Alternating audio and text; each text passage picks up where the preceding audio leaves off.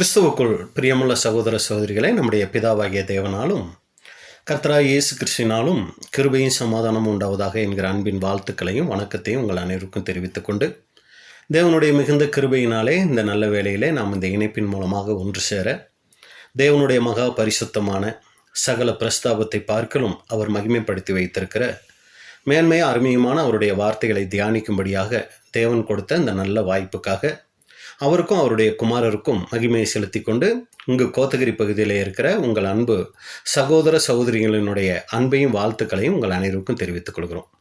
அன்புக்குரிய சகோதர சகோதரிகளே, இன்னைக்கு நாம் பார்க்க போகிற பாடத்தின் தலைப்பு சோதனைகள் பலவிதம். சோதனைகள் பலவிதம் அப்படிங்கிற தலைப்பின் கீழே தான் இந்த நாளுக்குரிய பாடத்தை பார்க்க இருக்கிறோம். ஆதார வசனம் யாக்கோபு 1ஆம் அதிகாரம் 2 மற்றும் 3 வசனங்கள். யாக்கோபு 1ஆம் அதிகாரம் 2 மற்றும் 3. என் சகோதரரே, நீங்கள் பலவிதமான சோதனைகளில் அகப்படும் போது உங்கள் விசுவாசத்தின் பரீட்சையானது பொறுமையை உண்டாக்கும் என்று அறிந்து அதை மிகுந்த சந்தோஷமாக எண்ணுங்கள். அன்புக்குரிய சகோதர சகோதரிகளை, இங்கே நம்ம பார்க்கும்போது என் சகோதரரே, நீங்கள் பலவிதமான சோதனைகளில் அகப்படும் போது, இந்த பலவிதமான சோதனைகளில் அப்படிங்கிறதான் நம்ம ஆதாரமாக வச்சு சோதனைகள் பலவிதம் அப்படிங்கிற தலைப்பின் கீழே இந்த நாளுக்குரிய பாடத்தை பார்க்க இருக்கிறோம். அப்போ அன்புக்குரிய சகோதர சகோதரிகளே, ஒவ்வொரு மனுஷனுடைய வாழ்க்கையிலையும் சோதனைகள் அப்படிங்கிறது அது தவிர்க்க முடியாதுங்க. அது ஏதோ கிறிஸ்தவங்க மட்டும் இல்லைங்க, எல்லா மதத்தினரும் எல்லா ஜனங்களுக்கும் சோதனைகள் அப்படிங்கிறது அது தவிர்க்க முடியாதது. வயது, கல்வி, பொருளாதார நிலை, பதவி, இன்னும் ஆவிக்குரிய வாழ்க்கை எதுவாக இருந்தாலும் எல்லாரும் ஏதோ ஒரு வகையில் சோதனைகளை என்ன பண்ணணும்னா சந்திக்க வேண்டியவர்களாக நம்ம இருக்கிறோம். சில சோதனைகள் பார்த்திங்கன்னா உடல் ரீதியாக இருக்கும், ஒரு சில சோதனைகள் பார்த்திங்கன்னா மன ரீதியாக இருக்கும், ஒரு சில சோதனைகள் பார்த்திங்கன்னா குடும்பம் மற்றும் வேலை இல்லைனா ஃபைனான்ஸ் பொருளாதார ரீதியாக இப்படி இருக்கும். ஒரு சில சோதனைகள் பார்த்திங்கன்னா ஊழியத்தின் ரீதியாக இருக்கும். இப்படி சோதனைகள் இந்த வகையில் தான் இருக்கும்னு இல்லைங்க, எல்லா வகைகளிலும் இந்த சோதனை இருக்கும். அடுத்து இந்த பார்த்திங்கன்னா இந்த சோதனைகள் எல்லாம் ஒரே மாதிரி இருக்குமானா இல்லை, அது பல விதங்களில் இருக்கும். அப்படிங்கிறதுனால தான் இந்த சோதனைகள் பலவிதம் அப்படின்னு பார்க்குறோம். அப்போ அது என்ன பிரதர் பலவிதமான சோதனைகள் அப்படின்னு சொல்லி நீங்கள் பார்த்தீங்கன்னா தமிழ் மொழிபெயர்ப்பில் நம்ம பார்க்கும்போது எல்லாமே சோதனை சோதனைன்னு வருங்க. ஆனால் இது மூலப்பதத்தில் இருந்து நம்ம பார்த்தோம்னா இந்த சோதனைகள் எல்லாத்துக்கும் ஒரே விதமான அர்த்தம் கிடையாதுங்க. விசேஷமாக நம்ம பார்க்கும்போது 3 விதமான அர்த்தங்கள் இருக்குது இந்த சோதனைகள் அப்படிங்கிற அந்த வார்த்தைக்கு. உதாரணத்துக்கு எடுத்துட்டோம்னா பார்த்தீங்கன்னா டெஸ்ட், அதுவும் சோதனை தான். டெம்டேஷன், அதுவும் சோதனை தான். ட்ரையல்ஸ், இதுவும் சோதனை தான். பாருங்கள், ஆங்கிலத்தில் 3 விதமான வார்த்தைகள் இருக்குது. ஆனால் தமிழில் நம்ம பார்க்கும்போது 3க்கும் சோதனை சோதனை அப்படிங்கிற வார்த்தைகளை என்ன பண்ணியிருக்குன்னா நமக்கு அங்கே மொழிபெயர்க்கும் போது இப்படி பதிவு பண்ணியிருக்கிறாங்க. அப்போ அன்புக்குரிய சகோதர சகோதரிகளை நல்லா நம்ம புரிஞ்சுக்கொள்ளணும். சோதனை இல்லாமல் இந்த ஆவிக்குரிய வாழ்க்கை இல்லை. பிரதர் எனக்கு சோதனையே இல்லை பிரதர் அப்படின்னு சொல்லி யாருமே நம்மள சொல்லவே முடியாது. அதுதான் ரொம்ப முக்கியமான ஒரு காரியம். எல்லாருக்கும் அனுமதிக்கப்பட்டிருக்குது சோதனை. ஆனால் வகைகள் பார்த்தீங்கன்னா ஒவ்வொருத்தருக்கும் ஒவ்வொரு விதமான சோதனைகள் அங்கே இருக்கும். இப்போ நம்ம என்ன பண்ண போகிறோம்னா இந்த சோதனைன்னு வர அந்த வசனத்தின் அடிப்படையில் இருந்து நம்ம ஒரு சில காரியங்கள் இன்னைக்கு நம்ம பார்க்கலாம். இப்போ முதலாவது நம்ம பார்க்குறோம் பாருங்க, ஆதியாகமம் 22:1. ஆதியாகமம் 22:1. ஏன் இந்த சோதனை எல்லாம் ஒரே அர்த்தத்தை தர்றதில்ல அப்படின்னு பார்க்கும்போது ஆதியாகமம் 22:1 வாசிக்கலாம். இந்த காரியங்கள் நடந்த பின்பு தேவன் ஆபிரகாமை சோதித்தார். நல்லா கவனிங்க, தேவன் ஆபிரகாமை சோதித்தார் அப்படின்னு பார்க்குறோம். அப்போ இந்த வசனத்தில் இருந்து நம்ம புரிஞ்சுக்கிற காரியம் என்ன? சோதனை யாருக்கிட்ட இருந்து வருது? தேவன்கிட்ட இருந்து நமக்கு வருது அப்படிங்கிறத தான் இந்த வசனத்துலேருந்து நம்ம புரிஞ்சுக்கிறோம். அப்போ அன்புக்குரிய சகோதர சகோதரிகளே, சோதனைகள் இருக்குது. அந்த சோதனைகளை யார் நமக்கு தர்றா அப்படின்னா தேவன் நமக்கு தர்றார் அப்படிங்கிறத இந்த வசனத்துலேருந்து நம்ம புரிஞ்சுக்கிறோம். இப்போ இன்னொரு வசனம் நல்லா கவனிங்க, யாக்கோபு 1ஆம் அதிகாரம் 13வது வசனம். யாக்கோபு 1:13. சோதிக்கப்படுகிற எவனும் நான் தேவனால் சோதிக்கப்படுகிறேன் என்று சொல்லாதிருப்பானாக.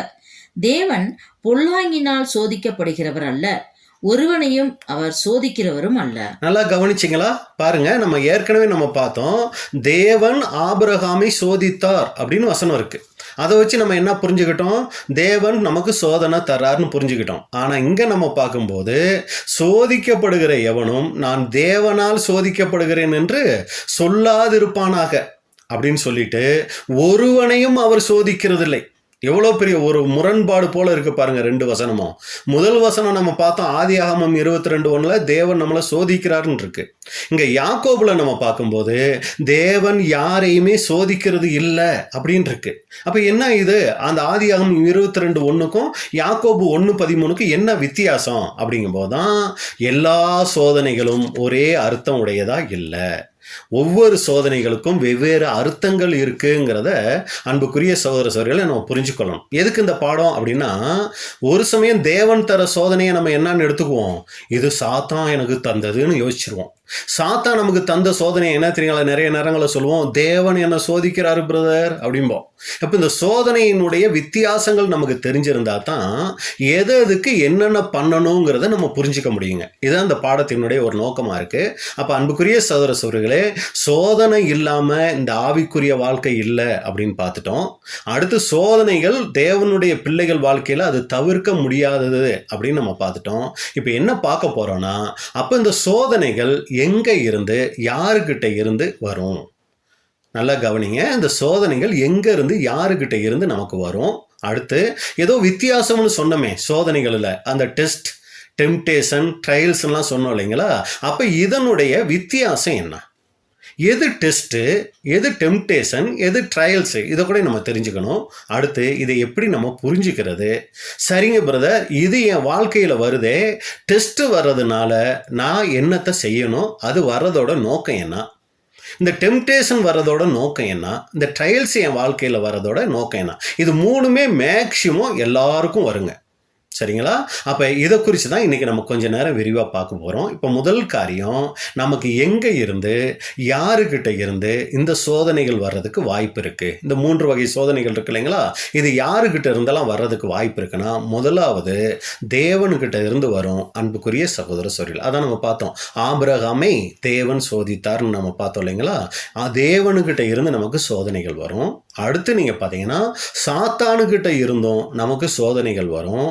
அடுத்து இந்த விழுந்து போன மாம்சம் இருக்கு இல்லைங்களா, இதுவே ஒரு சில சோதனைகளை என்ன தெரியுங்களா பண்ணும், உண்டு பண்ணும்.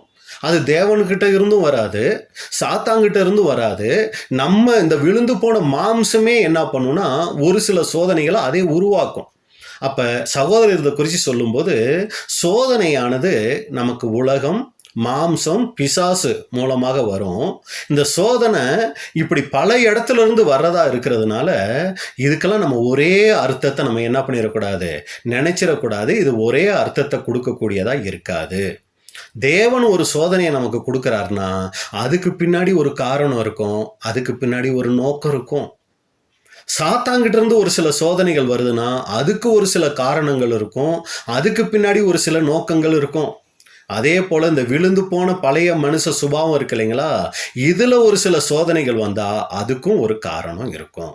அப்போ அன்புக்குரிய சகோதரர்களே, இதனுடைய வித்தியாசம் என்ன, எப்படி இதை புரிஞ்சுக்கலாம் அப்படின்னா, டெஸ்ட், டெம்டேஷன், ட்ரையல், இதான் பலவிதமான சோதனைகள். சரிங்களா? இப்போ இந்த டெஸ்ட் அப்படிங்கிறது என்ன அர்த்தத்தை கொடுக்குதுன்னா, பரீட்சை. இந்த டெம்டேஷன் அப்படிங்கிறதுனுடைய விளக்கம் என்ன தெரியுங்களா, ஈர்க்கப்படுதல், தூண்டப்படுதல் அப்படின்னு இதனுடைய அர்த்தம். பாருங்க, ரெண்டுக்கும் தமிழில் பார்த்தீங்கன்னா சோதனை தான், ஆனால் அந்த சோதனைக்கு பரீட்சை அப்படின்னு அர்த்தம். இந்த டெம்டேஷன்ங்கிற சோதனைக்கு என்ன தெரியுங்களா அர்த்தம், ஈர்க்கப்படுறது, தூண்டப்படுறது அப்படின்னு அர்த்தம். இன்னொன்று ட்ரையல் இருக்குது பார்த்தீங்களா, இதுக்கும் சோதனை தான் அர்த்தம். ஆனால் இதுக்கு ஒரு சில தமிழில் ஒரு சில இடங்களில் என்ன பண்ணியிருக்காங்கன்னா அதனுடைய உண்மையான அர்த்தத்தையே பதிவு செஞ்சுருக்காங்க. அது என்னன்னு சொல்லி பார்த்தீங்கன்னா, உபத்திரவங்கள், பாடுகள். இன்றைக்கி நம்ம என்ன பண்ண போகிறோம்னா, டெஸ்ட்டை குறித்து காரியங்கள் நம்ம விளக்கமாக பார்க்க போகிறோம். அடுத்து இந்த டெம்டேஷனை குறித்து பார்க்க போகிறோம். அடுத்து ட்ரையலை குறித்து பார்க்க போகிறோம். இன்றைக்கி நம்மளுடைய வாழ்க்கையில் இதில் எந்த சோதனைகள் நம்முடைய வாழ்க்கையில் அதிகமாக இருக்குது, இந்த சோதனைகள் எந்த சோதனை நமக்குள்ளே இருக்கிறது நல்லது, எந்த சோதனை நமக்குள்ளே இருக்கக்கூடாது அப்படிங்கிறது தான் இன்றைக்கி நம்ம கொஞ்ச நேரம் நம்ம பார்க்கலாம். சரிங்களா? இப்போ அன்புக்குரிய சகோதரர்கள், இப்போ முதலாவது நம்ம பார்க்க போகிறது, ஃபஸ்ட்டு சோதனை எதை குறித்து பார்க்க போகிறோன்னா டெஸ்ட். அப்போ இந்த டெஸ்ட் அப்படிங்கிறதுனுடைய விளக்கம் என்னன்னு பார்த்தோம், பரீட்சை. சரிங்களா? அப்போ இந்த பரீட்சை இதை யார் தர்றாங்க, இது யாருக்கு வரும், இதை எப்படி நம்ம புரிஞ்சுக்கிறது? என் வாழ்க்கையில் டெஸ்ட் தான் போயிட்டு இருக்குது அப்படிங்கிறது எப்படி நம்ம புரிஞ்சுக்கிறது அப்படின்னு சொல்லி பார்த்தீங்கன்னா, முதலாவது உலகத்தில் ஒரு சில உதாரணங்கள் நம்ம பார்க்கும்போது, டெஸ்ட் அப்படின்னாலே பொதுவாக எங்கே இதை யூஸ் பண்ணுவாங்கன்னு பார்த்தீங்கன்னா, பள்ளியில் படிக்கிற பிள்ளைகளுக்கு தான் இதை பயன்படுத்துவாங்க. டெஸ்ட் வைக்கிறாங்க, வாதியார் டெஸ்ட் வைப்பார், அதுக்கு இன்னொரு வார்த்தையில் சொல்லும்போது எக்ஸாம் அப்படின்னு கூட நம்ம பார்க்குறோம். அப்போ படிக்கிற பிள்ளைகளுக்கு தான் என்ன பண்ணுவாங்கன்னா இந்த டெஸ்ட் வைப்பாங்க. எதுக்காக வைப்பாங்க அந்த டெஸ்ட் அப்படின்னு சொல்லி நீங்கள் பார்த்தீங்கன்னா, அவங்க படிக்கிற பாடத்தை எந்த அளவுக்கு அவங்க படிச்சிருக்காங்க அப்படிங்கிறத தெரிஞ்சுக்கிறதுக்கும், அவங்களுக்கு நினைவாற்றல் எந்த அளவுக்கு இருக்குது அப்படிங்கிறத தெரிஞ்சுக்கிறதுக்கும், அவங்க எந்த அளவுக்கு புரிஞ்சு கொள்ளக்கூடிய தன்மையில் இருக்கிறாங்க அப்படிங்கிறதுக்கு தான் இன்னைக்கு உலகத்தில் பள்ளிகளில் கல்லூரிகளில் என்ன பண்ணுறாங்க, இது போன்ற டெஸ்ட் எக்ஸாம் அங்கே வைக்கிறத நம்ம பார்க்குறோம். சரிங்களா? இது ஆவிக்குரிய ஜீவியத்தில் எதை அடையாளப்படுத்துது அப்படின்னு சொல்லி பார்த்தீங்கன்னா, எப்படி ஒரு பள்ளியில் ஒரு ஆசிரியர் தன்னுடைய பிள்ளைகளுக்கு பாடம் சொல்லி கொடுத்துட்டு அவங்க அதை எந்த அளவுக்கு புரிஞ்சிருக்கிறாங்கங்கிறதுக்கு டெஸ்ட் வைக்கிறாரோ, அதே போல் நம்முடைய பிதாவாகிய தேவன் நமக்கு டெஸ்ட் வைக்கிறாருங்க, பரீட்சை வைக்கிறாருங்க.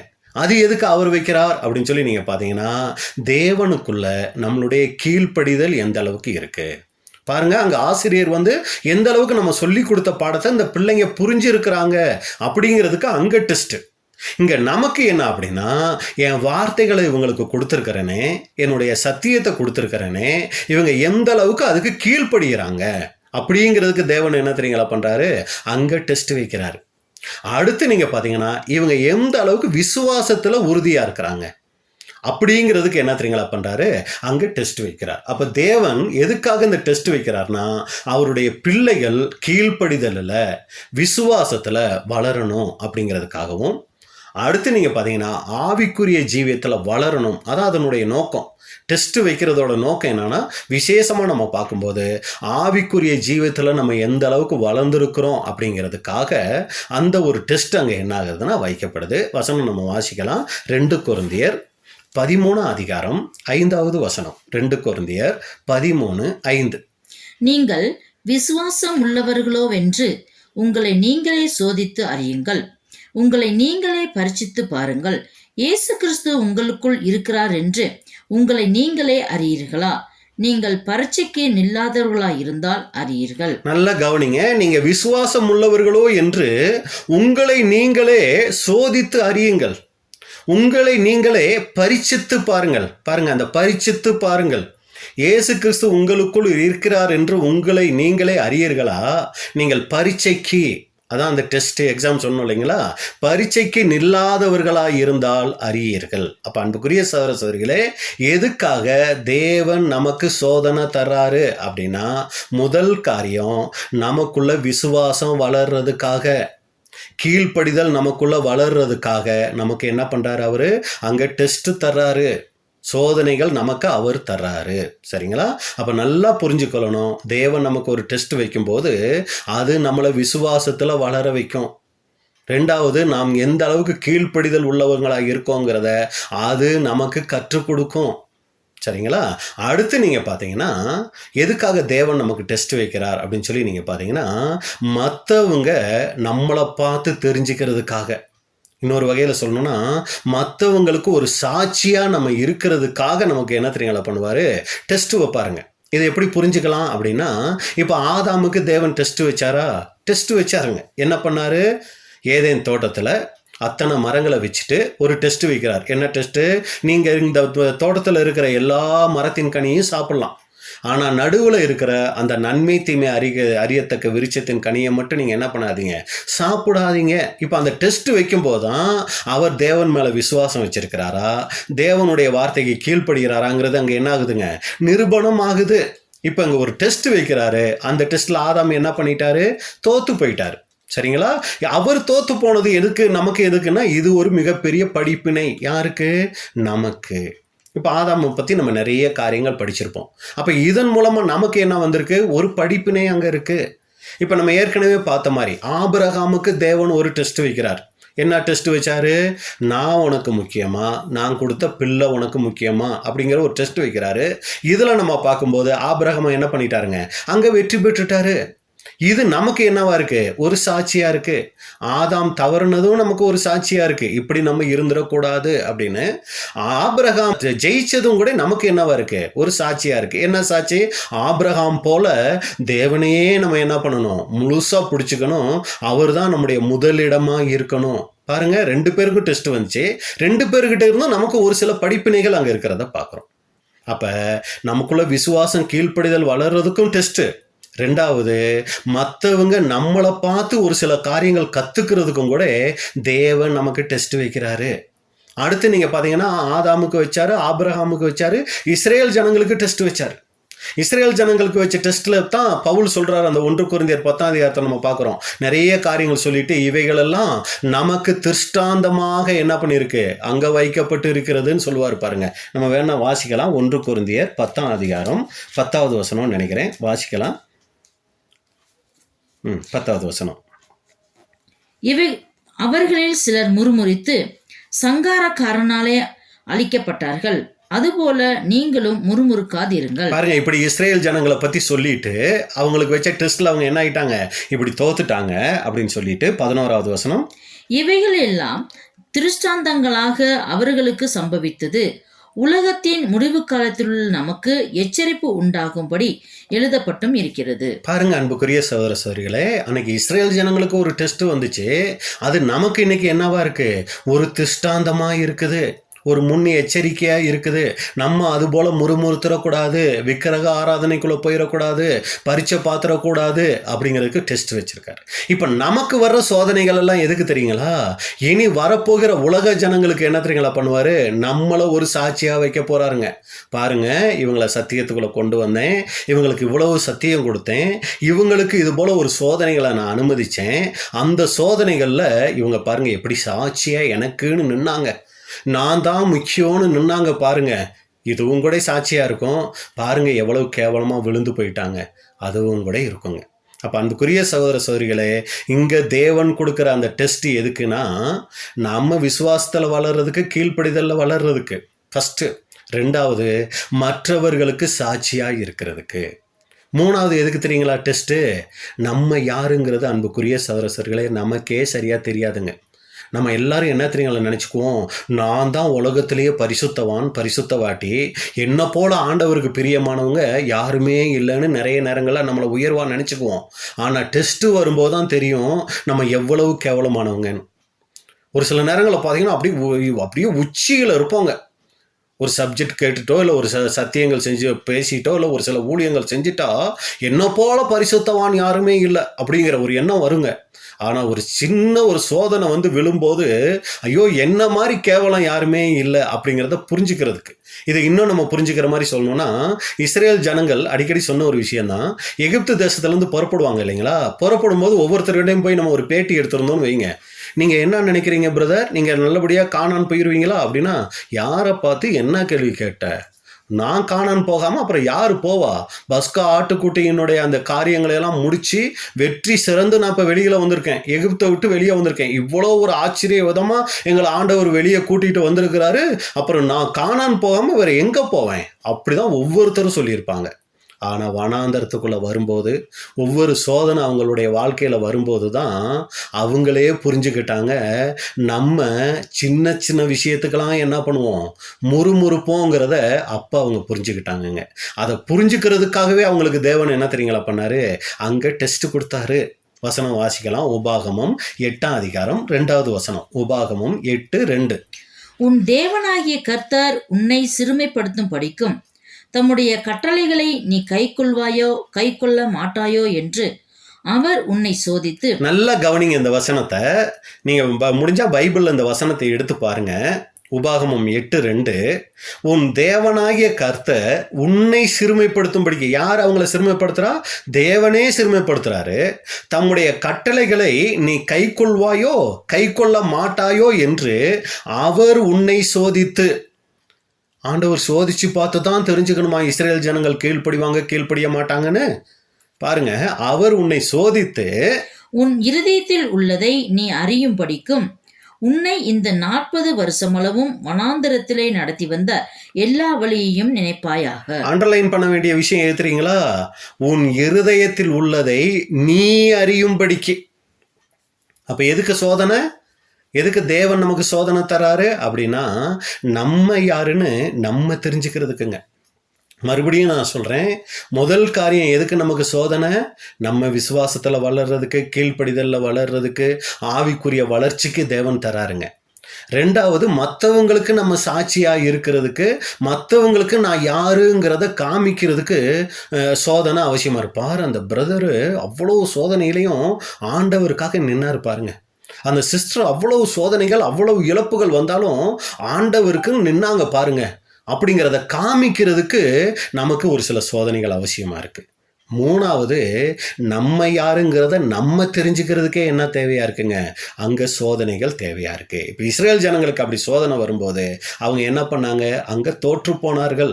சங்கீதம் 66:10. சங்கீதம் 66:10.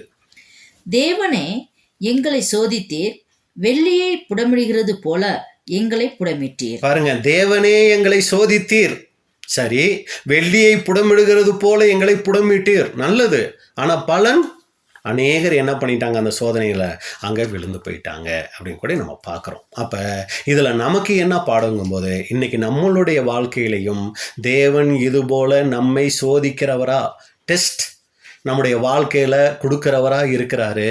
அப்படி கொடுக்கும்போது இன்னைக்கு நம்ம சோர்ந்து போயிடுறோமா, முறுமுறுத்துடுறோமா, இல்லை தேவனை துதித்து மகிமைப்படுத்தக்கூடியவங்களா நாம இருக்கிறோமா? அப்போ அன்புக்குரிய சகோதரர்களே, மறுபடியும் அந்த கேள்வியை கேட்குறோம். ஏன் தேவனுக்கு முன்னாடியே நம்மளை பற்றி தெரியும் தானே, எங்கே சறுக்குவோம், எங்கே முறுமுறுப்போம் அப்படிங்கிறது அவருக்கு நல்லாவே தெரியுமே. இந்த டெஸ்ட்டு கொடுத்து தான் பிரதர் என்ன அவர் தெரிஞ்சுக்கணுமானா, தேவனுக்கு முன்கூட்டியே நம்ம நாவில் சொல் பிறவாததுக்கு முன்பே நம்ம என்ன பேச போகிறோங்கிறத ஆண்டவருக்கு நல்லாவே தெரியுங்க. ஆனால் யாருக்கு தெரியாது தெரியுங்களா? நமக்கு தெரியாது.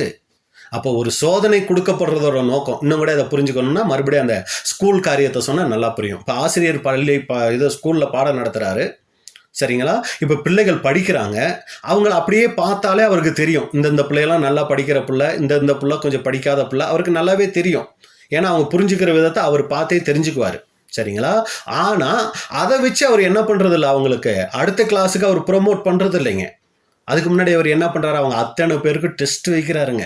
அந்த டெஸ்ட்டில் தேர்ச்சி பெறுறதை வச்சு தான் அவங்கள அடுத்த வகுப்புக்கு கொண்டு போகிறாரு. அப்போ அந்த டெஸ்ட் மூலமாக அவங்க என்ன பண்ணுறாங்க அப்படின்னா, அவங்க தங்களை நிரூபித்து காமிக்கிறாங்க. தான் எந்த அளவுக்கு படிச்சிருக்கிறேன், எந்த அளவுக்கு புரிஞ்சிருக்கேங்கிறத அவங்க நிரூபித்து காமிக்கிறதுக்கு டெஸ்ட்டு அங்கே அவசியமாக இருக்குது. இதை கூட நம்ம ஈஸியாக சொல்லணும்னா புரிஞ்சுக்கிற மாதிரி தானியேல், அடுத்து சாத்ராக், மேசாக், ஆபேத்நேகோ அவங்க வாழ்க்கையில் பார்க்கலாங்க. அந்த டெஸ்ட் மட்டும் அவங்களுக்கு அங்கே வராமல் இருந்திருந்தா இன்னைக்கு அவங்கள பற்றி நமக்கு யாருன்னே தெரியாமல் போயிருக்குங்க. அப்போ பாருங்க, அவங்க தங்களை அந்த இடத்துல நிரூபித்து காமிக்கிறதுக்கு அவங்களுக்கு அந்த சோதனை அங்கே அவசியமாக இருந்துச்சு. அப்போ இது வரைக்கும் நம்ம பார்த்த காரியம் என்னன்னா, சோதனைங்கிறதுனுடைய முதல் அர்த்தம் டெஸ்ட், பரீட்சை. இது தேவனே நமக்கு தர்றாரு.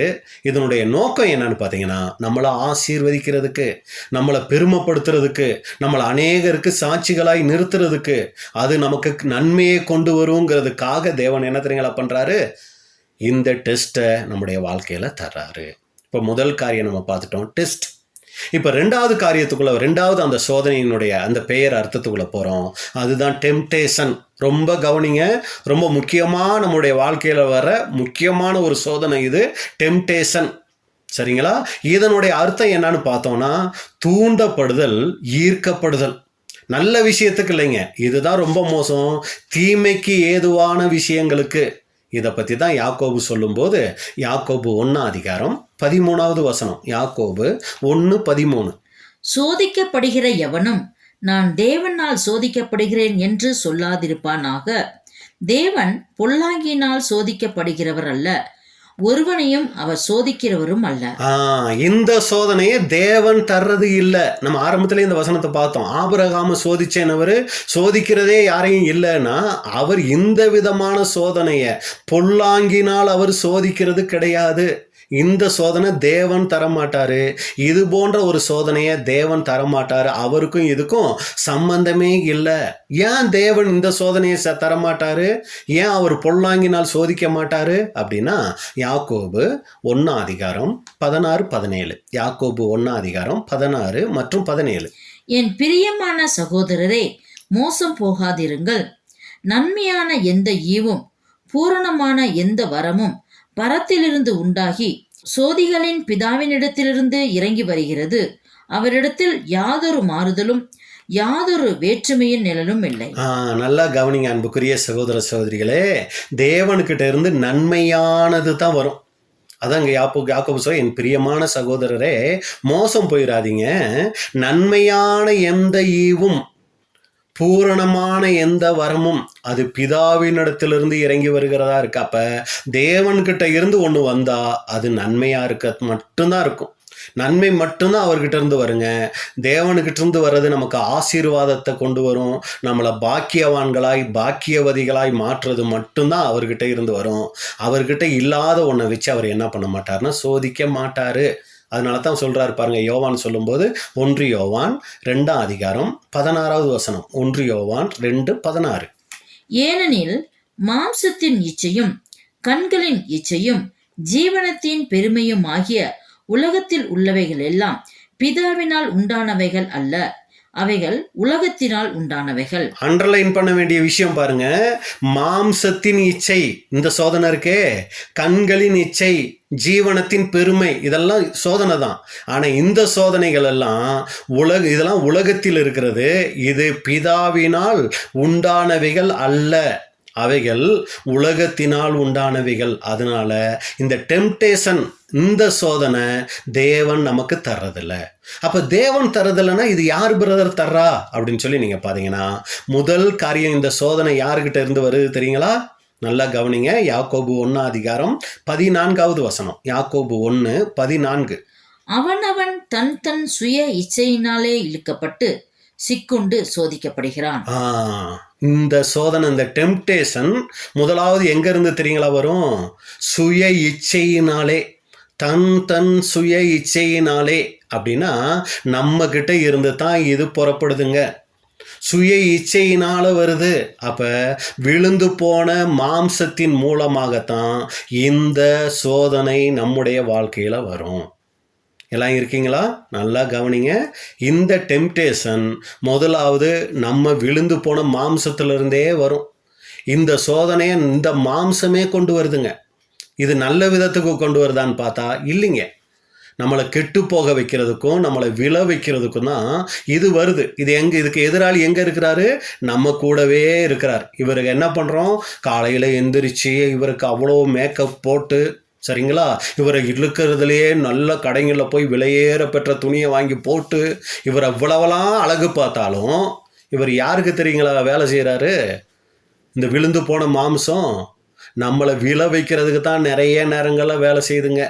அப்போ பாருங்க, இந்த சோதனை எதுக்காக வருது அப்படின்னு சொல்லி நீங்கள் இப்போ என்ன நோக்கத்துக்காக வருதுன்னா, நம்மளை பாவத்தின் மூலமாகவும் தீமையின் மூலமாகவும் நம்மளை விழ தள்ளுறதுக்கு. சரிங்களா? நம்ம இந்த அருமையான ஓட்டம் ஓடிக்கிட்டு இருக்கோமே, இதை தடுக்கிறதுக்காக, நமக்கு தேவன் வச்சிருக்கிற மிகப்பெரிய ஆசீர்வாதத்தை தடுக்கிறதுக்காக இந்த டெம்டேஷன் நம்முடைய வாழ்க்கையில் வரும். இதுதான் இன்னைக்கு நிறைய சகோதர சகோதரிகள் மத்தியில் வந்துக்கிட்டு இருக்குதுங்க. இந்த சோதனை தன் சுய இச்சையினாலே. இதை குறித்து நம்ம நிறைய பேசிட்டதுனால நம்ம இதையே பேசி நேரத்தை போக்க விரும்பலை. நம்மளே யோசிச்சுக்குவோம். சுய இச்சையினால, தன் சுய இச்சையினால இன்னைக்கு நம்ம விழுந்து போய்கிட்டு இருக்கிறோமா அப்படிங்கிறத யோசிச்சுக்கணும். ரெண்டாவது, இந்த டெம்டேஷன் யார் மூலமாக வரும் அப்படின்னு சொல்லி பார்த்தீங்கன்னா, உலகத்தின் மூலமாக வரும். உலகத்தின் மூலமாக எப்படி பிரதர் வரும் அப்படின்னீங்கன்னா, ஒரு சிலருக்கு வண்டினா சோதனைங்க. புதுசாக எவ்வளோ வண்டி இருந்தாலும் புதுசாக ஒரு வண்டி மாடல் வந்துருச்சுன்னா உடனே இருக்கிறதெல்லாம் விற்றுட்டு கடைப்பட்டாவது அதை வாங்குவாங்க. அப்படி ஒரு வெறி அவங்களுக்கு, ஒரு போதைன்னு வச்சுக்கோங்களேன். வண்டி போதையில் இருக்கிறவங்க நிறைய பேர் இருக்காங்க. ஒரு சிலருக்கு வீடு மாறிக்கிட்டே இருப்பாங்க. வீடு பார்த்தீங்கன்னா, ஒரு வீடு கட்டுவாங்க, பிடிக்காம போகும், மறுபடியும் அதை விற்றுட்டு இன்னொரு வீடை கட்டுவாங்க. இப்படியெல்லாம் கூட சகோதர சகோதரிகள் மத்தியிலையும் கூட இந்த மாதிரி இருக்கிறாங்க. இன்னும் அடுத்த ஒரு சிலருக்கு பாருங்கள், எப்படிப்பட்ட சொன்னால் ஆடைகள், எவ்வளோ ட்ரெஸ் இருந்தாலும் பத்தாது. இது ஒரு வகையான இச்சையான சோதனை, உலகத்திலிருந்து வரக்கூடிய ஒரு காரியம். இன்னும் ஒரு சிலருக்கு பார்த்தீங்கன்னா உணவு வகைகள், சாப்பாடுனா சாப்பாட்டு பிரியர்கள்னா, அதான் பவுல் சொல்லும்போது அவர்களுடைய தேவன் வயிறு அப்படின்னு சொல்லுவாருங்க. சாப்பாட்டுக்காக நீங்க பார்த்தீங்கன்னா என்னென்னலாமோ தியாகம் பண்ணுவாங்க. இங்க இருந்து எத்தனையோ கிலோமீட்டர் தாண்டி வேற சில ஊர்களுக்கெல்லாம் போறவங்களெல்லாம் எனக்கு தெரியுங்க. காரணம் என்ன தெரியுங்களா? அங்க சாப்பாடு நல்ல அந்த உணவு கிடைக்கும், இந்த உணவு கிடைக்குங்கிறதுக்காக. எதுக்கு? இந்த மாம்சத்தை திருப்திப்படுத்துறதுக்காக. அதை இயேசு கிறிஸ்து சொல்லும்போது நீ வாயில சாப்பிட்டா ஆசன வாயில கழிஞ்சு போகுதுங்கிறாரு. ஆனா பாத்தீங்கன்னா இது மேல அவங்களுக்கு அவ்வளோ ஒரு போதை. பாத்தீங்கன்னா சாப்பாட்டுக்காக, அதாவது நல்ல உணவு வகைகள், சுவையான உணவு வகைகள் சாப்பிடுறத நான் தப்புன்னு சொல்ல வரலைங்க. ஆனா இதுக்காக நீங்க பாத்தீங்கன்னா நேரங்களை செலவழிச்சு, இதுக்காகவா தேவனே உங்க சித்தம் செய்ய வரேன்னு சொல்லி வந்திருக்கிறோம். பாத்தீங்கன்னா இதுக்காகவே பல மணி நேரங்கள், பல பிரயாணங்கள் பட்டு என்ன பண்றதுங்க, இந்த மாதிரி ஒரு சில காரியங்கள்ல சிக்கப்படுறது. அடுத்து நீங்க பாத்தீங்கன்னா ஒரு பொருளை வாங்கணும்னு நினைச்சிட்டாங்கன்னா எதை பத்தியும் யோசிக்க மாட்டாங்க. கடன் கடன் கடன் வாங்கி வாங்கி குமிச்சிட்டே இருப்பாங்க. ஆவிக்குரிய ஜீவிய வளர்ச்சிக்கு இது மிகப்பெரிய பாதகத்தை கொண்டு வரும். இதுலயே சிக்கி சிக்கி கடனை வாங்க வேண்டியது, ஃபைனான்ஸ் கட்ட வேண்டியது, வட்டியை கட்டும், எல்லாத்துலேயும் மூழ்கி மூழ்கி மூழ்கி மூழ்கி என்ன தெரியுங்களாயிட்டு இருப்பாங்க. இவங்க ஓட்டத்தையே இழந்து போயிருப்பாங்க. சரிங்களா? இதுக்கு சாத்தான் நிறைய ஆஃபர் கொடுத்து இழுப்பாருங்களாம். அன்புக்குரிய சகோதர சகோதரிகளே நல்லா கவனிங்க. நிறைய ஆஃபர் கொடுத்து இழுப்பாராம். அது நீங்கள் பாருங்க, ஒருத்தர் ஒரு அந்த எண்ணமே இல்லாமல் கடைக்கு போய் கடை வீதியில் போயிட்டு இருப்பாங்க. திடீர்னு பார்த்தா ஒன்று வாங்கினா ஒன்று ஃப்ரீன்னு உடனே அது ஒன்றுக்குமே யூஸ் ஆகாமல் இருக்கும். அடைய ஃப்ரீ அப்படின்னா உடனே உள்ள பூந்துட்டுவாங்க. இதுதான் அன்புக்குரிய சகோதர சகோதரிகளே டெம்டேஷன். உலகத்தில் ஈர்க்கப்படுறது, உலக காரியங்களினால தூண்டப்படுறது. அப்போ இதில் எப்படி பிரதர் ஜெயிக்கிறதுனா, நிதானிக்கணும். நான் யாருங்கிற நிதானம் வரணும். அடுத்து பகுத்து பார்க்கணும். இதை நான் செய்கிறேனே, இது என் ஆவிக்குரிய வளர்ச்சியை எனக்குள்ள கொண்டு வருமா? பகுத்து பார்க்கணும். இது என் ஆவிக்குரிய வாழ்க்கைக்கு என்னத்தை இழப்ப கொண்டு வரும் அப்படிங்கிறத சிந்திச்சு பார்க்கணும். அன்புக்குரிய சகோதர சகோதரிகளே, அப்போ பாருங்க, இந்த டெம்டேஷன் முதலாவது நம்முடைய சுய இச்சையினால விழுந்து போன மாம்சத்தின் மூலமா வரும். ரெண்டாவது நீங்க பார்த்தீங்கன்னா உலகத்தின் மூலமா வரும். மூணாவது யார் மூலமா வரும்னா சாத்தான் மூலமா வரும். ஏற்கனவே ரெண்டுலயே நம்ம முடிஞ்சோம். இப்ப இதுல யாரு ஒருத்தர் ஜெயிச்சு இருக்கிறாங்களோ இவங்களுக்கு தான் அடுத்து வரும் சாத்தான் மூலமா இந்த டெம்டேஷன். முதல்ல யாருக்கு வந்துச்சுன்னா ஏவாளுக்கு அங்க வந்ததை நம்ம பார்க்கிறோம். என்னான்னு வந்துச்சு? நீங்க இதை சாப்பிட்டீங்கன்னா சிஸ்டர் தேவனை போல மாறிடுவீங்க அப்படின்னு சொல்லி என்ன தெரியுங்களா வந்துச்சு. அதுவும் வெளிப்படையா வந்துச்சுன்னா பார்த்தீங்கன்னா மறைமுகமா வந்துச்சு. ரொம்ப கவனமாக இருக்கணும் அன்புக்குரிய சகோதர சகோதரிகளே. சகோதரர் இதை குறித்து சொல்லும்போது சாத்தான் ஒருத்தருக்கு ஒரு சோதனையை கொடுத்தா அது இன்னைக்கு வந்து இன்னைக்கே முடிகிற விஷயம் இல்லைங்களாம். 3 மாதம் 6 மாதம் 1 வருஷத்துக்கு முன்னாடியே அந்த எண்ணத்தை விதைய உள்ளே போட்டு கொஞ்சம் கொஞ்சமாக வளர வச்சு நம்மளை விழுகைக்குள்ளே கொண்டு போகிறது தான் சாத்தானுடைய மிகப்பெரிய தந்திரம். அதனால தான் அப்போஸ்தலன் பவுல் சொல்லும்போது அவனுடைய தந்திரங்கள் நமக்கு தெரியாதவைகள் அல்லவே. தந்திரங்கள் பல தந்திரங்களுங்கும் போது ஒவ்வொருத்தருக்கும் ஒவ்வொரு விதமா. ஒருத்தருக்கு நீங்க பாத்தீங்கன்னா பொருள் மேல அப்படி ஒரு ஆசையா இருக்கும். ஒருத்தருக்கு நம்ம ஏற்கனவே சொன்ன மாதிரி ட்ரெஸ் மேல ஒரு ஆசை, ஒருத்தருக்கு வண்டி மேல ஒரு ஆசை. எல்லாருக்கும் ஒண்ணு போல இருக்காது. வண்டி ஆசை உள்ளவர் ட்ரெஸ் ஆசை உள்ளவங்களை குறை சொல்லிக்கிட்டு இருப்பாரு. ஏங்க இப்படிங்களா ஒரு ஆவிக்குரிய ஜீவி இருக்கிறது, இப்படி ட்ரெஸ்ஸுக்கு இது பண்றாங்க. ஆனா இவர் வண்டியில இருப்பார். சரிங்களா? அதே போல ட்ரெஸ்ஸில் இருக்கிறவங்க அவங்களுடைய குறைய பார்க்க மாட்டாங்க. வீட்டு மேலே ஒரு இதாக இருக்கிறாரு பாருங்க, என்னங்க இவர் வீடு கட்டடம் இப்படியே இவர் அலைஞ்சிட்டு இருக்கிறாரு அப்படிம்பாங்க அவங்க. ஒவ்வொருத்தருக்கும் ஒவ்வொரு வகையான வகையில் என்ன தெரியுங்களா, வகை வகையாக என்ன பண்ணுறதுன்னா சாத்தாங்க திட்டமிட்டு செய்யக்கூடிய காரியங்கள் தான் இந்த ஒரு டெம்டேஷன் அப்படின்னு கூட நம்ம பார்க்குறோம். பாருங்கள், இங்கே சாத்தான் ஏவாளை ஏவாள்னு கூட்டிக்கிட்டு போயிட்டு அந்த பழத்தை பறித்து கொடுத்து இல்லை ஊட்டி விட்டு சாப்பிடையெல்லாம் வைக்கலைங்க. என்ன தெரியுங்களா பண்ணாரு? தூண்டுதல் தான். அந்த பழத்தை பார்த்தியா எப்படி இருக்குது பார்த்தியா, அது சாப்பிட்டா எவ்வளோ டேஸ்ட்டாக இருக்கும் தெரியுமா, சாப்பிட்டு பாரு. வெறும் தூண்டுதல் மட்டும்தான் சாத்தான் செய்கிறதுங்க. மீதி எல்லாமே என்ன தெரியுங்களா அவங்களே சுய விருப்பத்தின்படி என்ன தெரியுங்களா ஆகிடுவாங்க, போய் அங்கே மாட்டிடுவாங்க. அப்போ எதுக்கு எச்சரிக்கையாக இருக்கணும்? தூண்டுதலுக்கே நம்ம எச்சரிக்கையாக இருக்கணும் அன்புக்குரிய சகோதர சகோதரிகளே. தூண்டுதல் பாவமானா இல்லைங்க, அந்த தூண்டுதல் வரும்போதே நம்ம எச்சரிக்கை ஆகிடணும்.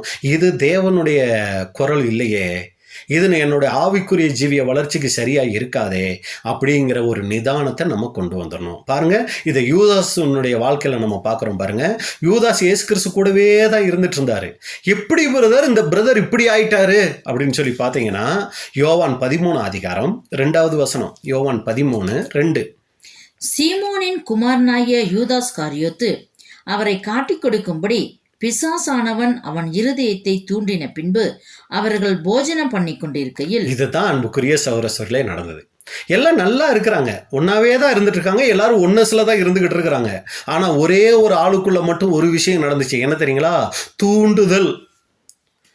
தூண்டின பின்பு என்ன நடந்துச்சு?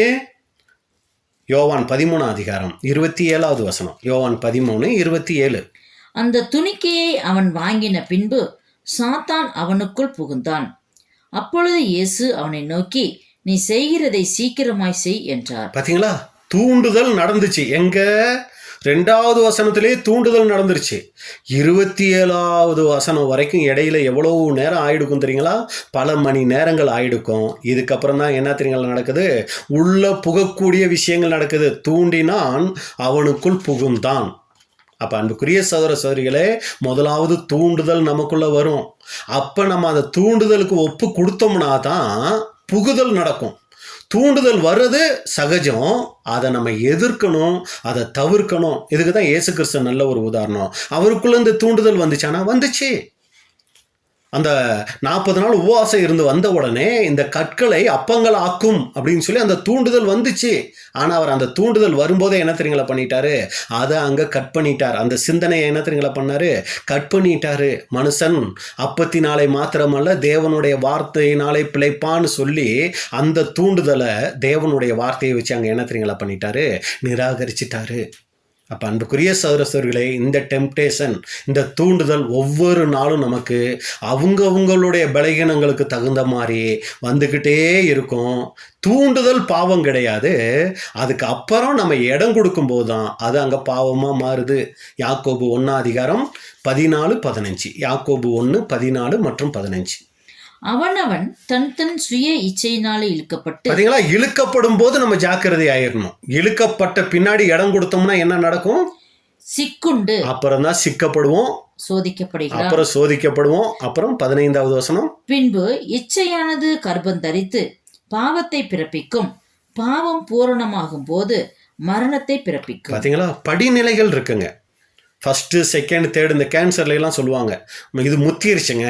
இல்லை ஃபஸ்ட்டு தாங்க, இதை மாத்திரையிலேயே குணப்படுத்திடலாம் அப்படிம்பாங்க. தேர்டு, ஃபோர்த்துன்னு வரும்போது இதை ஒன்றுமே பண்ண முடியாது. அப்போ இப்படி தான் என்ன ஆகுதுன்னா அந்த பாவத்தினுடைய தன்மைகளும் அங்கே இருக்குது. அப்போ அன்புக்குரிய சகோதரர்களே, இது வரைக்கும் நம்ம பார்த்துட்டோம். டெம்டேஷன் அது 3 வழியில் வருது. ஒன்று மாம்சம், இன்னொன்று உலகம், அடுத்ததாக பிசாசு. இது வரதோட நோக்கம் என்னன்னு பார்த்தீங்கன்னா, ஒருத்தருக்கு பாவம் செய்ய வச்சு அவங்கள என்ன பண்ணணும்னா ஆவிக்குரிய ஜீவத்தில் இருந்து விழ வைக்கணும். இதில் ஒவ்வொருத்தரும் ஒவ்வொரு விஷயத்தில் பலகீனமாக இருப்பாங்க.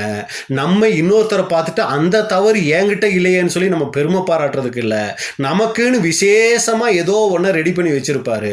அதில் நம்ம என்ன ஆகிடக்கூடாதுன்னா விழுந்துடக்கூடாது. ஒருத்தருக்கு பணம், அது இச்சையாக இருக்கலாம். ஒருத்தருக்கு உணவு, ஒருத்தருக்கு கணவனே இந்த ஆவிக்குரிய ஜீவத்தில் விழ வைக்கக்கூடிய ஒரு இச்சையாக இருக்கலாம். ஏன்னா கணவன் சபைக்கு வந்தால் வருவாங்க, கணவன் எந்திரிச்சா எந்திரிப்பாங்க, கணவன் உட்கார்ந்தா உட்காந்துவாங்க. இப்படிப்பட்ட மனைவிகளும் கூட இருக்கிறாங்க. அதே போல் மனைவி எந்திரிச்சு சபைக்கு வந்தாங்கன்னா கணவன் வருவார். மனைவி இன்னைக்கு போகலை அப்படின்னா கணவனும் போக மாட்டார். இப்படி பார்த்தீங்கன்னா அவங்களுடைய சார்பு நிலை எதை பற்றி இருக்கும்? கணவனை சார்ந்தோ, மனைவியை சார்ந்தோ, பிள்ளைகளை சார்ந்தோ இருக்கும். ஒரு சிலருக்கு நகை, ஒரு சிலருக்கு சொந்தக்காரங்க, ஒரு சிலருக்கு ஃப்ரெண்ட்ஸு, ஒரு சிலருக்கு சொத்து. இப்படி ஒவ்வொருத்தருக்கும் ஒவ்வொரு விதமான சோதனைகளை வச்சு தான் அந்த டெம்டேஷனை கொடுத்து அங்கே விளைவிக்கிறது. ஆனால் அன்புக்குரிய சகோதரர்களே, இதன் மத்தியில் நம்மளை தேவனுக்கு முன்னாடி உத்தமர்கள் அப்படின்னு சொல்லி நம்ம நிரூபிக்கணும். இப்போ கடைசி சோதனை, அதுக்கு தான் நம்ம பார்க்குறோம், பேர் ட்ரையல். இதை நீங்கள் அன்புக்குரிய சகோதரர்களே பொதுவாக சோதனை அப்படின்னு சொல்லி மொழிபெயர்த்திருக்கிறாங்க. ஒரு சில இடங்களில் நீங்கள் பார்த்தீங்கன்னா பாடுகள் உபத்திரவங்கள் அப்படின்னு சொல்லி என்ன தெரியுங்களா பண்ணியிருக்காங்க, இதை மொழிபெயர்த்திருக்கிறாங்க. அப்போ இந்த பாடுகள் உபத்திரவங்கள் இது எங்கேருந்து யாருக்கிட்ட இருந்து வர்றதுக்கு வாய்ப்பு இருக்குது அப்படின்னு சொல்லி நீங்கள் பார்த்தீங்கன்னா, ஒரு சில நேரங்களில் நம்முடைய பலகீனத்தினால தவறுனால கூட பாடுகள் உபத்திரவங்கள் வரும். அது என்னங்கிறத நம்ம பார்க்க போகிறோம். அடுத்து நீங்கள் பார்த்தீங்கன்னா சாத்தான் மூலமாக கூட வரும். ஒரு சில நேரங்களில் தேவன் கூட இந்த ட்ரையலை நம்முடைய வாழ்க்கையில் அங்கே அனுமதிப்பார். அப்போ தேவன்கிட்ட இருந்து எதுக்கு வரும் அப்படின்னா, நம்மளை இன்னும் ஆண்டவருக்குள்ளே மெருகேற்றுறதுக்கு வரும். சரிங்களா? சாத்தாங்கிட்ட இருந்து எதுக்கு வரும்னா, அது தேவனை விட்டு பிரிக்கிறதுக்காக வரும். இதுக்கு ஒரு சில உதாரணங்கள் நம்ம பார்த்து முடிக்கலாம். அப்போ அன்புக்குரிய சகோதரர், முதலாவது இந்த ட்ரையல் எதனால வரும்னா, நம்மளுடைய தவறுனால கூட இது வரும். நம்மளுடைய தவறு நிமித்தம் வரக்கூடிய பாடுகள் உபத்திரவங்கள் இதை நம்ம எதுக்கு கொண்டு போயிடக்கூடாது தெரியுங்களா? கிறிஸ்துவுக்காக இதை சகிக்கிறேன் பிரதர், கிறிஸ்துவுக்காக இதை நான் சகிக்கிறேன் பிரதர், கிறிஸ்துவுக்காக இந்த சோதனைகள்லாம் எனக்கு வந்துருச்சு பிரதர் அப்படின்னு சொல்லி இதை நம்ம கிறிஸ்துவுக்காக வர சோதனையோட ஒப்பிட்டுறக்கூடாது. இது எதனால வருது? நம்மளுடைய தவறுனால வருது. இந்த வசனங்களை நம்ம பார்க்கலாம். 1 பேதுரு 2ஆம் அதிகாரம் 20வது வசனம். 1 பேதுரு 2:20. நீங்கள் குற்றம் செய்து அடிக்கப்படும் போது பொறுமையோட சகித்தால் அதனால் என்ன கீர்த்தி உண்டு? நீங்கள் நன்மை செய்து பாடுபடும் போது பொறுமையோட சகித்தால் அதுவே தேவனுக்கு முன்பாக பிரீதியாய் இருக்கும். பாத்தீங்களா? இது நம்மளுடைய தவறு நிமித்தம் வருகிற சோதனை. என்னது? பாடு உபத்திரவம். சரிங்களா? என்னது? நீங்கள் குற்றம் செய்து அடிக்கப்படும் போது. அப்போ அன்புக்குரிய சகோதரர்களே, நம்ம தப்பு பண்ணிட்டு, நம்ம தவறுதலாக பேசிட்டு, நம்ம தேவையில்லாதையெல்லாம் பேசிட்டு, நம்ம தேவையில்லாத காரியத்திலெல்லாம் நம்ம ஈடுபட்டுட்டு, இது ஆண்டவருக்காக நான் அனுபவிக்கிற உபத்திரவங்கள் அப்படின்னம்னா, இதை தேவன் கணக்கிலேயே எடுத்துக்க மாட்டார். இங்கே நம்ம என்ன பண்ணணும்? எதனால இது எனக்கு வந்துச்சுங்கிறத யோசித்து பார்க்கணும். 1 பேதுரு 4ஆம் அதிகாரம் 15வது வசனம். 1 பேதுரு 4:15. ஆதலால் உங்களில் ஒருவனும் கொலை பாதகனாயாவது, திருடனாயாவது, பொல்லாங்கு செய்தவனாயாவது, அந்நிய காரியங்களில் தலையிட்டு கொண்டவனாயாவது பாடுபடுகிறவனாய் இருக்கக்கூடாது. பாருங்க, இது ஒரு வகையான பாடுகள். இது என்ன பாடுகள்? எதனால இந்த பாடு வந்துச்சு அப்படின்னு சொல்லி பார்த்தீங்கன்னா, ஒன்று கொலை செஞ்சது, அந்த அளவுக்கு நம்ம போக மாட்டோம், நம்மளாம் ரொம்ப நல்லவங்க. திருடன், நம்மளும் திருடலாம் மாட்டோம், ரொம்ப நல்லவங்க. பொல்லாங்கு செய்கிறது, அதை பற்றி எனக்கு சொல்ல தெரியலை எப்படின்னு. ஆனால் அந்நிய காரியங்களில் தலையிட்டு கொள்ளுதல், அடுத்தவங்க விஷயத்தில் தலையிடுறது. அதனால தான் சொல்லுவாங்க, மைண்ட் யுவர் ஓன் பிஸ்னஸ். நம்ம காரியத்தை விட்டுருவோம், அடுத்தவங்க காரியத்தை பற்றியே எப்போவுமே சிந்திக்கிறது, அதை பற்றியே பேசுகிறது. சரிங்களா? அந்த பிரதரை பற்றி உங்களுக்கு தெரியுங்களா? இந்த சிஸ்டரை பற்றி தெரியுங்களா? இதே தான் பேச்சாக இருக்கும். ஆனால் நம்ம வாழ்க்கையை பார்த்தீங்கன்னா 4 பேர் நம்மளை பற்றி பேசிகிட்டு இருப்பாங்க. அப்போ அன்புக்குரிய சகோதர சகோதரிகளே, இதனால நமக்கு ஒரு சில பாடுகள் வருதுன்னு வைங்க. இது ஆண்டவருக்காக நான் சகிக்கிறேன் பிரதர் அப்படின்னம்னா, இது ஏற்புடையது அல்ல. இது நம்ம குற்றம் செஞ்சதுனால, நம்ம அந்நிய காரியங்களில் தலையிடுகிறதுனால. பிசிபாடி. சரிங்களா? இதை சகோதரர் சொல்லும்போது பிசிபாடின்னு எதுக்கு இது சொல்ல வர்றாருன்னா, அந்நிய காரியங்களில் தலையிடுறதுக்கு சொல்கிறார். சரிங்களா? ஆனால் சகோதரர் சொல்லும் உண்மையான தேவனுடைய பிள்ளைகள் என்ன தெரியுங்களா பண்ணுவாங்களாம்? இதை தங்களுடைய வாழ்க்கையில் குறைச்சிருப்பாங்களாம். அடுத்தவங்க விஷயத்தில் தலையிடுறதையெல்லாம் தங்களுடைய வாழ்க்கையில் குறைச்சிருப்பாங்களாம். நம்ம குறைச்சிருக்கோங்களா? இல்லை இன்னும் கூட்டிக்கிட்டே போகிறோமா? அது நமக்கு தான் தெரியும் அன்புக்குரிய சகோதர சகோதரிகளை. அப்போ முதல் காரியம், நம்ம தவறு நிமித்தம் வருகிற பாடுகள் உபத்திரவங்கள், இந்த ட்ரையல் நம்ம தவிர்க்கணும். அடுத்து நீங்கள் பார்த்தீங்கன்னா மனுஷருக்கு நேரிடுகிற சோதனை. 1 கொரிந்தியர் 10:13. 1 கொரிந்தியர் 10ஆம் அதிகாரம் 13வது வசனம். மனுஷருக்கு நேரிடுகிற சோதனையே அல்லாமல் வேறே சோதனை உங்களுக்கு நேரிடவில்லை. தேவன் உண்மையுள்ளவராயிருக்கிறார். உங்கள் திராணிக்கு மேலாக நீங்கள் சோதிக்கப்படுகிறதற்கு அவர் இடம் கொடாமல் சோதனையை தாங்கத்தக்கதாக சோதனையோடு கூட அதற்கு தப்பித்துக் கொள்ளும்படியான போக்கையும் உண்டாக்குவார். இது என்ன விதமான சோதனைனா, இது உலகத்தில் இருக்கிற எல்லாருக்கும் வரக்கூடிய சோதனை.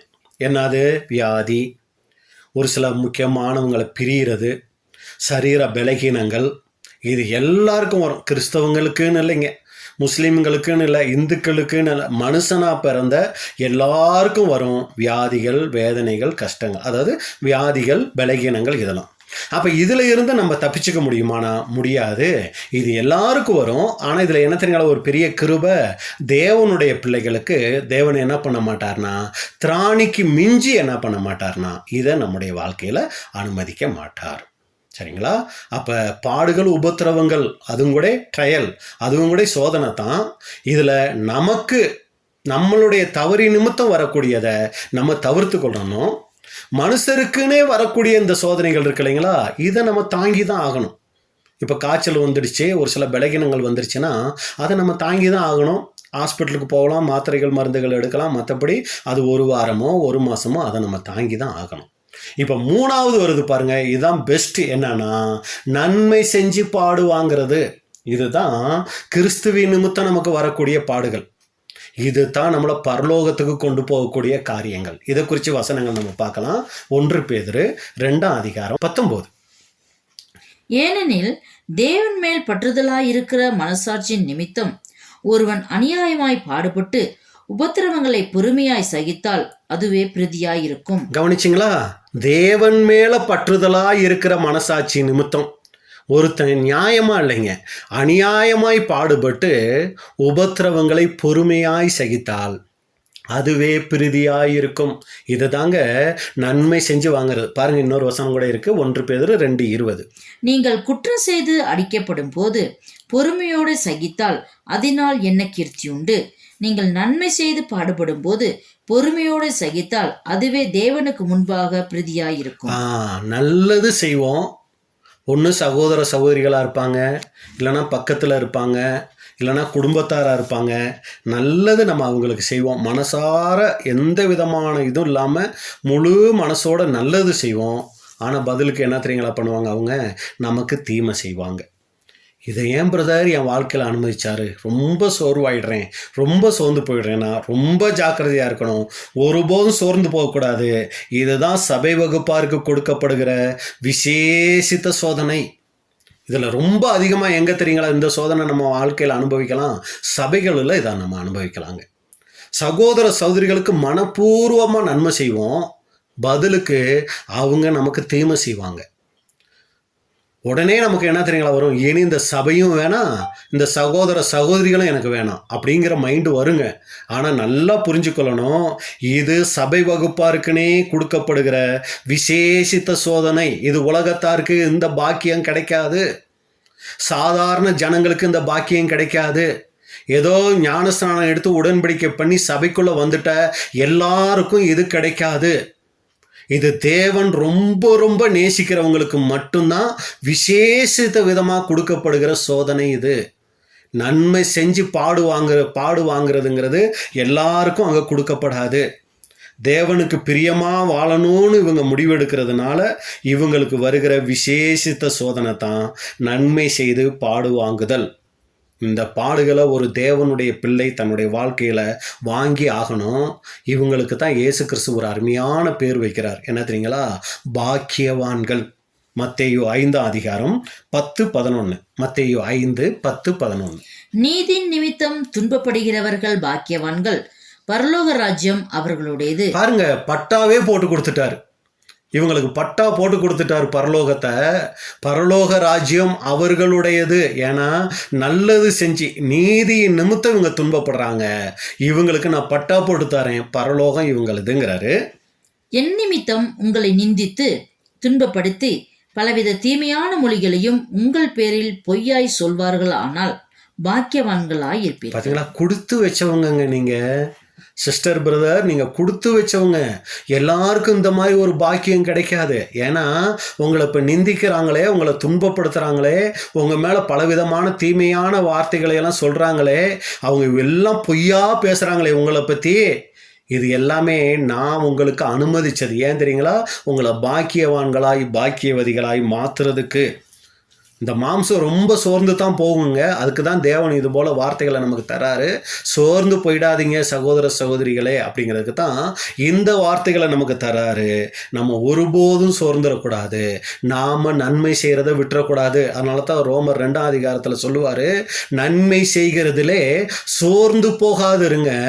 அப்படி சோர்ந்து போகாமல் இருந்தால் ஏற்ற காலத்தில் நம்ம அறுப்போங்கிறாருங்க. ஏன்னா ஒருத்தருக்கு நல்லது செய்வோம், பதிலுக்கு அவங்க தீமை செஞ்சாங்கன்னு வைங்களே, அப்புறம் அவங்க முகத்தை பார்க்கவே நமக்கு பிடிக்காதுங்க. ஏன்டா இந்த சபைக்கு வர்றோங்கிற அளவுக்கு சோர்வு வந்துருங்க. ஏன்டா சபையை நடத்துகிறோங்கிற அளவுக்கு சோர்வு வருங்க. ஆனால் அன்புக்குரிய சகோதர சகோதரிகளே, ஒருபோதும் நம்ம சோர்ந்துடக்கூடாது. இது தேவன் நம்மளை விலையேற பெற்ற கற்களாய் மாற்றுறதுக்காக தேவன் நமக்கு அனுமதிக்கிற ஒரு சில காரியங்கள். அப்போ இது வரும்போது என்ன பண்ணணும்? யாக்கோபு 1:2-3 யாக்கோபு 1:2 மற்றும் 3.